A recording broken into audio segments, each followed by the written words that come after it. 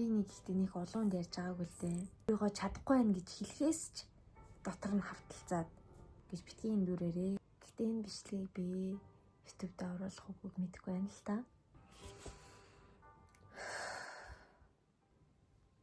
Сайн байцгаана уу? Жаргал байна. Бүгдээрэнд нь энэ бичлэгийг үзэж байгаа мөчийн мэндийг хүргэе. Гэтэ энэ бичлэгийг би YouTube-д оруулах үгүйг мэдэхгүй байна л та. Сая энэ аяыг сонсоод жоохон юм ярмаар санагдаад гадаадад амьдардаг хүмүүс яг ямар байдаг вэ? Гадаад гараал тийм аз жаргалтай, гадаадад очихороо л галуу шувны мах идээд сошиалд оруулж байгаа инээсэн зураг, сошиалд оруулж байгаа инээсэн пост тэр бүхнээс нь хараад бодит байдал үргэлж байнга яг тийм байдаг юм шиг зарим хүмүүс эндүрдэг юм шиг үлээ. Тэрний тухай жоохон ярилцмаар санагдаад яг үннийг хэлгээд хүн болгон л ямар нэгэн зоригтой, ямар нэгэн хүсэл эрмэлзэлтэй өөрийнхөө их орныг орхиж, хайртай хүмүүсээ гэртээ орхиж, асар их хүчийг, тэр асар их мөрөөдлийг тэн өөрийнхөө гэрээс гардаг. Эсвэл ямар нэгэн шалтгаанаар тэр орон зайгаас холдож өөрийгөө хөгжүүлэхийн тулд тэр орон зайд байхыг хүсэхгүй болоод явмаар санагддаг хүмүүс бас байдаг. Хүн болгон л өөрийн өөрсдийн гэсэн зорилготой, хүн болгон л өөрийн өөрсдийн гэсэн амьдралтай, хүн болгон л өөрөө өөрсдийн гэсэн туулалтай байдаг шүү дээ.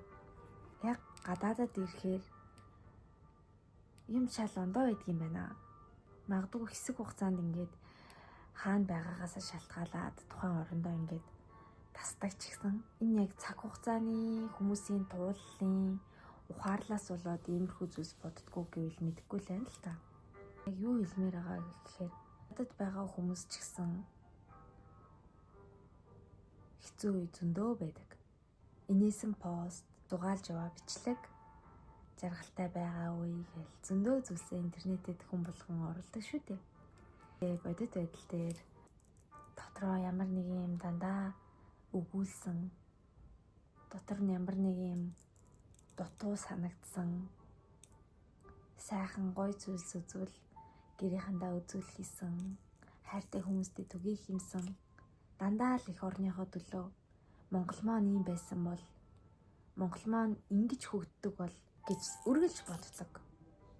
Хаанч явсан дандаа л их оронтойгоо харьцуулж чаддаг. Хэрвээ Монголд ийм байсан бол гоё доо. Хэрвээ Монголд энэ зүйлс байсан бол би л Монголдо байна гэж. Тийм болоо мэдэхгүй байна. Өнөөдөр энэ бичлэгийг хиймээр санагдлаа. Тэг хэлмээр санагдсан зүйл нь сошиал дээр оруулж байгаа зураг, сошиал дээр оруулж байгаа бүхнээс гадаад явбал сайхан болчихд юм байна. Гадаад явбал амьдрал гоё болчихд юм байна гэж битгий эндүрээрээ хийлгэхийг хүссэн. Яг гадаадад байгаа хүмүүсийн сэтгэл зүй бол дотор нь үргэлж гэр бүл нь, үргэлж хайртай хүмүүс нь ямар нэгэн үнд зүйлс нь үргэлж оршиж идэг. Тэднийхэн төлөө хүсэж ирсэн хүн чинь тэр муухай зүйлсийг хэцүү байгаагаа илэрхийлж чадахгүй шүү дээ. Шантарж байгаагаа өөрийгөө чадахгүй байна гэж хэлхээс ч дотор нь хавталцаад яагаад тэгэхээр би энийг өөрөө шийдээд ирсэн. Яагаад тэгэхээр энэ замыг би өөрөө сонгоод ирсэн. Хинч намайг хүчлээгүй. Гэхдээ энэ дотор амьдралаа сайхан болгох гэсэн, ар гэрээ дэвшлүүлэх гэсэн, илүү гэгээлэг сайхан ирээдүйг дүүнэртаа хүүхдүүдтэй өвлүүлэхийн тулд одоо би хөгжих хэрэгтэй гэж ингэж бодож ирсэн байгаа. Та нар ихтэй яг үнийг хэлэхэд хэлдэггүй л үсттэй. Гэрийнхэндээ ямар хэцүү байгаагаа, яаж ганцаардж байгаагаа. Монгол хүн ч гэсэн гадаадад ирчээд монгол хүнийг гадуурхдаг шүү дээ. Монгол хүнээ л дорд үздэг. Монголчууд гадаадад очихороо нэгнээсээ хол байвал юм гэж боддог шүү дээ. Яагаад гэж үү? Чи монгол хүн юм чи яад юм гэсэн шиг нэгэндээ хүнд тэлгүй харцдаг.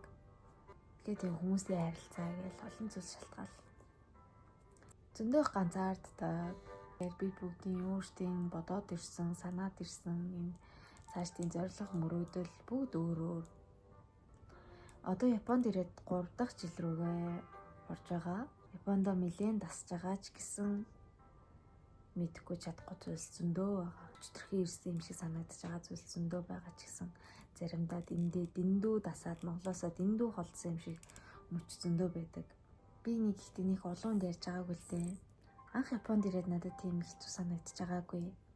Хэлний сургуульд ирж байхад хамтдаа ирж исэн ах эгч нар найзууд гээл бүх хүмүүстэй ижлэхэн бүх зүйлс анхных болохоор хамтдаа бүгдийг шинээр эхлээл, хамтдаа бүгдийг туулаад, хамтдаа цагийг өнгөрөөгөөл мэдэхгүй чадахгүйгаа нэгэнтэйгээ ярилцаал тийм байдаг байсан. Жил хагасын дараа хэлний сургууль маань хугацаанд болоод бүгд өөр өөрсдийн замыг хөгөөд бүгд өөр өөрсдийнхөө сургууль, ажил, төрөл гээл өөрөөр тийш ингээд нүгэд явцгаацсан л та. Тэдний адил би ч гэсэн дахин шинэ сургуульд орох гээд өөр тийш нүүсэн. Одоо Монголд ярих юм бол нэг аймагаас нөгөө аймаг руу шилжиж нүүсэн гэсэн үг л дээ. Үедээ миний хэлж тааруухан байсан. Яагаад заавал ингээд нүүхэлстэй юм шиг л гэж боддог байсан. Тэгээ Японд их сургуульд орно гэсэн зорилготой ирсэн хүн чинь яг бодит байдал дээр бол олон шалтгаан байсан. Мэдээж шалгалтууд байна те. Тэр шалгалтууданд орохын тулд шалгалтын мөнгөөс ахгуулаад энэ чинь хэлний сургуулийнхаа төлбөрийг арай ядан төлөн барин те ингээ ирж яхад шалгалт өгөн тэгээ их сургуульд орно гингүүд тэгтгэлэггүй л бол үнэхээр чанга төлбөрийн хувьд асуудалтай байсан. Миний хувьд бас олон жил сурч тэгээд санхүүгийн өрн боломж дүүрэн хангалуун биш байсан учраас би 2 жилийн богино сургалттай сургуулийг сонгож сургуулаа олсон байгаа. Ер нь бол гадаадад яв санаагч дээр энд ирсэн бүх зүйлийг би яг өөрөө бодож, өөрөө тэмүүлж, өөрийнхөө бүх материалыг бүрдүүлж, багаас нь эхлэж зөвхөн өөрийнхөө төлөө өөрөө хичээсэн тулдаа л ингэж яваа. Яг ингэж зөвлөөд энэ зам ийм байдэн шүү, энэ тийм байдэн шүү. Чи ингэж яваарэ. Материалаа ингэж бүрдүүлээрэ. Энэ улс зүгээр биш шүү гэд ингэж хэлээд өгөх хүмүүстэй үнэхээр гой санагддаг. Яагаад тэгэхээр надад яг нэг тийм зөвлөд өгөх дотны хүн байгаагүй. Би өөрөө л өөрийнхөө төлөө хичээж энэ хүсэж байгаа зүйлүүдээ ингэж зориглож хийж явахгүй бол надад хүнээс харах тийм боломж байгаагүй. Гэхдээ энэ нэг талаараа маш давуу тал. Бүх үүрэг хариуцлага зөвхөн миний өөрийн нуруунд дээр байгаа учраас зөвч зүйл хийсэн, бурууч зүйл хийсэн, алдсан ч гэсэн бүгд миний л хариуцлага. За тэгээд хөрх юм өөрийнхөө хэлний чадварт тохируулаад сургуулаа судлаад сургууль руугаа өргөдлөө өгөөл ямар мэргэжлэр сурах уу, ирээдүйд яад ажиллах уу гэж маш их стресстэй, маш их эргэлзээл, тийм зүйл сасрах байсан. Ямар ч байсан хичээснийхаа үр дүнд энэ хоёр төвшний аваад тэгээд сургуульд орох материалуудаа өгөөд эрц мэрц ч гэсэн сайн байсан учраас мэргэжлийн сургуулиасаа эхний жилийн 70% тэтгэлэг авсан. Тэтгэлэг авсан учраас би хөдөө сургуулаа сонгоод шал өөр ертөнцид дахиж шинээр ирсэн. Мэргэжлийн сургуульд ороход мэдэрчээсэн зүйлс нь яг анх удаа Японд ирж байгаа юм шиг анх удаага яг тийм мэдрэмжийг авсан. Яагаад тэгэхээр нөгөө хэлний сургуульд хамт байсан ах эгчнэр найз нөхөд бүгд өөр өөр тийш яваад өгч байгаа шүү дээ. Тэгэнгүүт би одоо ахаа шинэ газар ингээд ганцаараа ирж байгаа учраас бүх зүйлс яг үнийг хэлэхэд надаас өөр хинч байхгүй юм шиг санагдсан. Эргэн тойронд монголчууд байхгүй. Япон багш нартайгаач хэлний сургуультай өлегтэй тэгэж сэтгэлээ уудалтал ичиж завхгүйгээр ярьж сураагүй хүн хэлний сургуульд мэргэжлийн сургуульд ирээд шоконд орж байгаа юм чи. Би тэр өдрийг өстой мартдаггүй маа. 2024 оны 3 сарын 16-ны өдөр одоогийн амьдардгийн хоттой нүүж ирж исэн. Бороотой, бүүдгэр сургуулийнхаа захирал болон Монгол нэг ажилтнаар хөрвүүлээд миний өмнөх байдаг газраас энэ газар хүртэл машинаар 3-4 цагийн зайтай байдаг байхгүй. Тэгээ ачаа мачаатай болохоор бас машины мөнгө төгрөгийг нөгөөд хөрвүүлж исэн. Хөдөө болохоор бас галт тэрэг автобусны тэргээр явахаар бүтэн өдөржингөө явахаар бас нэлээд ярвигтай. Тийм учраас гуугаад машинаар азуулж намайг хүргэж өгсөн. За тэгээл багш нартай уулзаал, материалаа өгөөл, ачаануудаа бүгднийг буулгаал, өөрийнхөө амьдрах гэрт очисон. Нэг өрөө байшин ганцаараа яг ингээд амьдрна гэхээр гоё ч юм шиг, бас жоохон аймаар ч юм шиг мэдрэмж төрж исэн. Тогч байхгүй, халуусч байхгүй, орч байхгүй. Ер нь юу ч байхгүй зүгээр л ингээ хов хоосон өрөөнд байшинд л орж байгаа юм л да. Матрас ч байхгүй. Өөрийнхөө авчирсан нэгнийхэн гудсыг тий. Тэгэл амар хүүтэн байсан. Манайхаас тийм халуун газар биш, ер нь жоохон өвөлдөө хүүтэн болчдаг. Зундаа амар халцдаг. Тиймэрхүү монгол шиг дөрвөн улиралтай тэр нэрстэс байдаг бас газар ирсэн. Яг ингээд жоохон бахад аав ээж хоёр ингээд ажилтаа болоод айлд байжийг ингээд хүүхдээ үлдээ чи явдсан шүү дээ. Яг тийм мэдрэмж аваад тэгээ хоёр багш маань баяртай гээл явдیں۔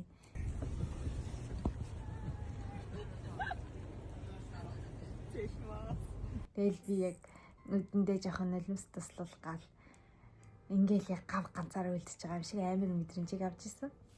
Японд ч амар эрт харанхуй болт юм чин 5 6 тэр үед чин 6 мургаа гэж харанхуй болохгүй. Тэгэл идэх юмч байхгүй, дэлгүүр нь хол, тэгээ бүр хөдөө заяа. Тэгэнгүүт нэлээд хөөрхөн зайтай дэлгүүр нь.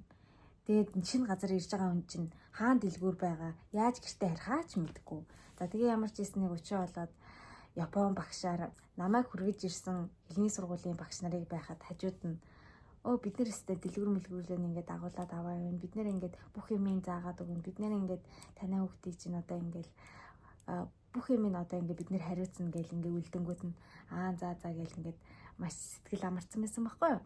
Намайг хүргэж өгсөн хоёр багш ингээд явлаа. Тэгээ би ингээд яг ганцаараа үлдчихэж байгаа. Тэгээ намайг гэрт хүргэж өгчөөд шууд явах гэж хөөрнө. Би тэр үедээ хэлж чадахгүй байгаа юм чинь Японы хэлний чадвар тийм үү? Ингээд өлсөөд байна. Одоо ингээд дэлгүүр орчоод ингээд хайрж болох уу гэдгсэн чинь чи өөрөө л дэлгүүр мэлүүрээ явна штэ. Би одоо ажилтаа гэд манай нэг багш хэлжсэн. Тэгээл дотор бүр амар урагдаал юу илээ гэл нөгөө хэлний чадвар ч гэсэн муу байсан учраас ингээд цаа ойлголцож чадахгүй байгаа.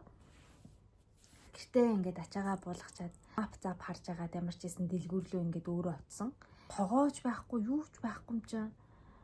Нэг жоохон тогоо аваад, жоохон хүнс аваад гэрээд харих гэсэн чинь замаа мэдтгүү. Алхаа тарьяа гэсэн чинь гадаа бороо ороод идэг.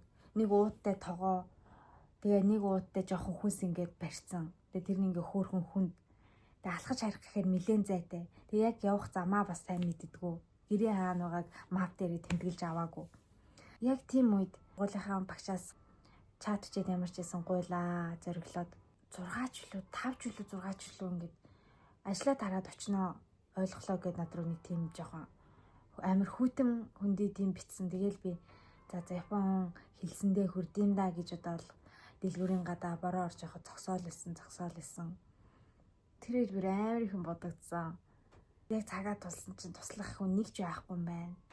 Цагаа тулсан чинь би өөрөө би л өөрөө хилээ сайжруулад энэ хүмүүстэй ойлголцохгүй л эднэр миний ямиг ингэж ойлголцоод ингэж хийгээд өгөх хүн байхгүй маань гэдэг тийм мэдрэмжийг авч ирсэн.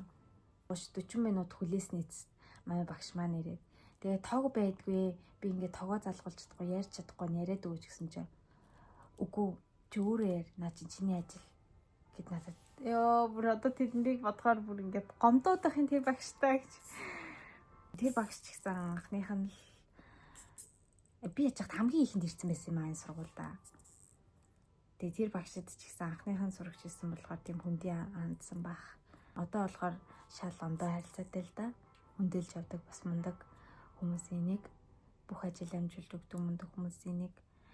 Тэгээ тухайн үед бас тогоо залгуулж чаддгүй харанхуй өрөө. Тэгээд өөрөө яаж нэг юм төгтөрч тэгтарч ингэж ярьж байгаа спикер дээр нь тавьж байгаа хажууд нөгөө Япон багш ингэ сонсоод тэгээд дохоогоор тийм бол тийм үгүй л үгүй гэж солгоогоо ингээ тэгээ би хай ие гээл нэг тийм чадан ядаа нэг тийм хэлж ирээсэн.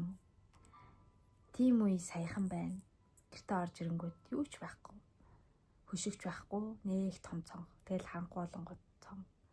Эхний 2 хоног бол амар чангайсан. Ямар ч сургууль эхлэегүй, ямар ч хүмүүс байхгүй. Тэгэл энэ амар хүүтэн уулан дотор манай байсан болохоор өглөө ингээл манантай цав цагаан хоол идсэн ч гэсэн хоол орохгүй хувцастайгаа унтсан ч гэсэн шүн дараал үлч хонсон нэг хідэн шүн байна.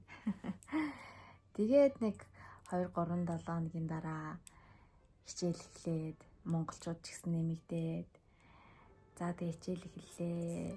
Хичээлээ юу ч ойлгохгүй хэлээ тийм амар муу байгааг ойлгоод